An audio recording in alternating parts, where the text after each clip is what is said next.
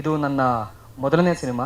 ಇದಕ್ಕಿಂತ ಮುಂಚೆ ಶರಣ್ ಸರ್ ಹೇಳಿದಾಗೆ ನಾನು 5ನೇ ಕ್ಲಾಸಿಂದ ನಾನು ರಂಗಭೂಮಿನ ಹವ್ಯಾಸ ಮಾಡ್ಕೊಂಡು ಬಂದಿದ್ದೀನಿ.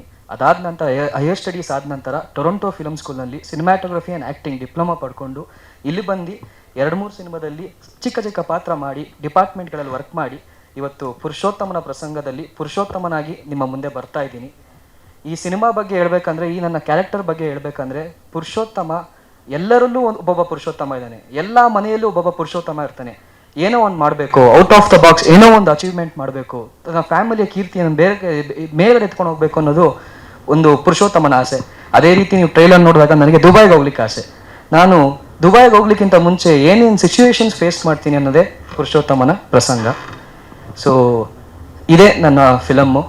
ಸೊ ನಮ್ಮ ತಂದೆ ಯಾವಾಗಲೂ ಒಂದು ಮಾತು ಹೇಳೋರು ನನಗೆ, ಒಳ್ಳೆ ಟೈಮಲ್ಲಿ ಒಳ್ಳೆ ಜನರ ಜೊತೆ ಒಳ್ಳೆ ಕೆಲಸ ಮಾಡಿದ್ರೆ ನೀನು ಟಾಪಲ್ಲಿ ಬರ್ತೀಯ ಅಂತ. ಅದೇ ರೀತಿ ಇವತ್ತು ಅದ್ಭುತವಾದ ತಂಡದ ಜೊತೆ ಒಂದು ಒಳ್ಳೆ ಸಿನಿಮಾ ಮಾಡಿದ್ದೀನಿ. ಆದರೆ ನಿಮ್ಮ ಮುಂದೆ ಬರಲಿಕ್ಕೆ ಆ ಒಂದು ಒಳ್ಳೆ ಟೈಮು ಇವತ್ತು ಮಾರ್ಚ್ 1 ಸಿಕ್ಕಿದೆ. ಸೊ ಹಾಗಾಗಿ ನಿಮ್ಮೆಲ್ಲರ ಒಂದು ಆಶೀರ್ವಾದ, ಬೆಂಬಲ, ಪ್ರೀತಿ ಈ ಪುಟ್ಟ ಕನ್ನಡಿಗನ ಮೇಲೆ ಇರಲಿ ಅಂತ ಕೇಳ್ತಾ, ಮತ್ತು ರಾಷ್ಟ್ರಕೂಟ ಪಿಕ್ಚರ್ಸ್ನಲ್ಲಿ ಇನ್ನಷ್ಟು ಹೊಸ ತಂತ್ರಜ್ಞರು, ಕಲಾವಿದರು, ಸಿನಿಮಾಗಳು ಆಚೆ ಬರಲಿ ಅಂತ ಚಾಮುಂಡೇಶ್ವರಿ ತಾಯಿನ ಬೇಡ್ತಾ ನಾನೆರಡು ಮಾತು ಮುಗಿಸ್ತೇನೆ. ಇದೇ ನನ್ನ ಪ್ರಸಂಗ. ಟೈಮ್ ಮಾಡಿಕೊಂಡು ಸ್ವಲ್ಪ ನೋಡಿ, ಆಯ್ತಾ? Thank you.